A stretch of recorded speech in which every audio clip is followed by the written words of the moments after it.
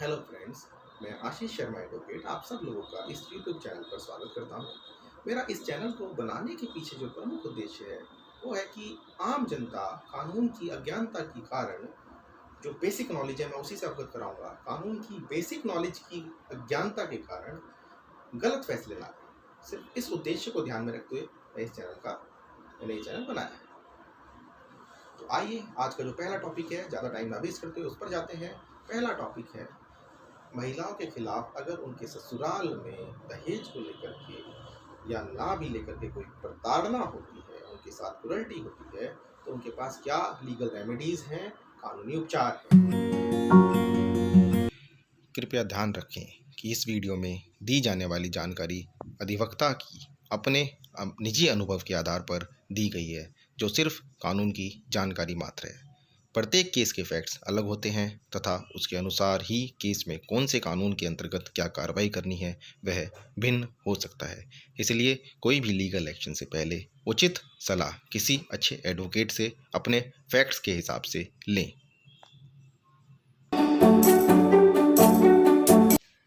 आज का सब्जेक्ट है दहेज के लिए प्रताड़ित की जाने वाली या घरेलू हिंसाओं का शिकार महिलाओं के कानूनी अधिकार। यदि महिला इस निष्कर्ष पर पहुंच चुकी है कि उसका गुजारा अपने पति के साथ नहीं चल सकता या वह घरेलू हिंसा का शिकार है, तो वह अपने पति के खिलाफ तलाक का मुकदमा दायर क्रूरल्टी के ग्राउंड पर कर सकती है। यदि महिला हिंदू है तो ऐसा मुकदमा HMA की धारा 13(1)(1)(a) के अंतर्गत दाखिल किया जाता है। तलाक का मुकदमा चलते हुए या यदि तलाक का मुकदमा नहीं भी डाला है तो पत्नी को हमेशा यह अधिकार है कि वह पति के समान इक्वल स्टेटस अपना मेंटेन कर सके। इक्वल स्टेटस को प्राप्त करने के लिए महिला को प्रॉपर्टी में रहने का अधिकार तथा मेंटेनेंस का अधिकार मुख्य रूप से शामिल है। इस तरह के अधिकार प्राप्त करने के लिए पत्नी डोमेस्टिक वायलेंस का केस डोमेस्टिक वायलेंस एक्ट की धारा 12 के अंतर्गत कोर्ट में दाखिल कर सकती है।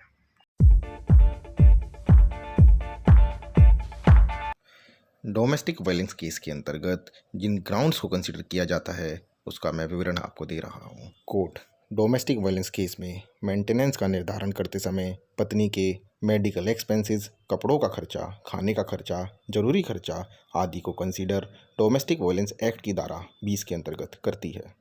मेंटेनेंस डिसाइड करते समय court physical and mental cruelty या इंजरी को भी ध्यान रखती है। धारा 18 के अंतर्गत कोर्ट पति को डोमेस्टिक वायलेंस कारित ना करने का निर्देश दे सकती है।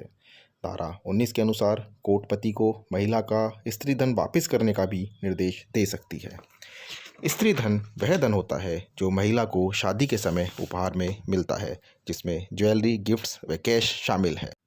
इस स्त्री धन में पति या वर पक्ष की तरफ से दिया गया उपहार, ज्वेलरी, कैश आदि भी शामिल होता है।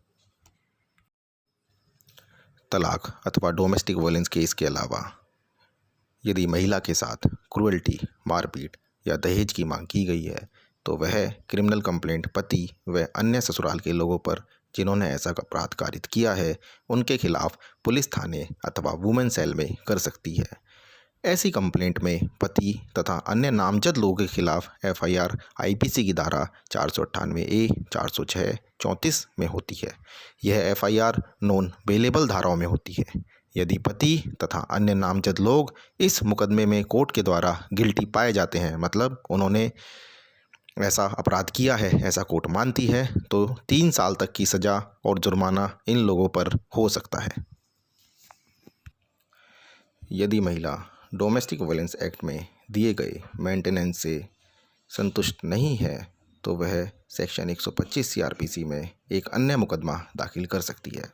कोर्ट इस मुकदमे की सुनवाई करते समय डोमेस्टिक वायलेंस केस में पहले से दिए गए मेंटेनेंस को भी कंसीडर करती है। यदि पत्नी हिंदू है तो section 24 of Hindu marriage act के अंतर्गत भी एक अलग से मुकदमा पत्नी दाखिल कर सकती है।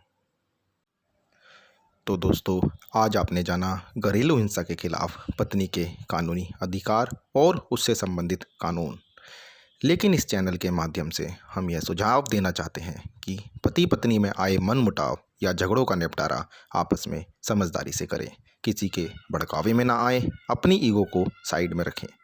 फिर भी यदि समस्या का समाधान ना हो तो अपने बुजुर्गों या घर के बड़ों से मार्गदर्शन लें, तथा फिर भी बात ना बने तो काउंसलिंग या मीडिएशन का सहारा लें। कोर्ट को अंतिम विकल्प के रूप में इस्तेमाल करें। बहुत बार ये देखा जाता है कि कोर्ट में जाने के बाद अपनी ज़िंदगी के बहुमूल्य समय को गंवाने के बाद किए गए फैसलों पर झगड़ों पर पछतावा होता है। माँ बाप के झगड़ों का बच्चों पर भी बहुत बुरा असर पड़ता है, तथा कस्टडी के केसों में उन्हें भी कोर्ट कचहरी के धक्के खाने पड़ते हैं।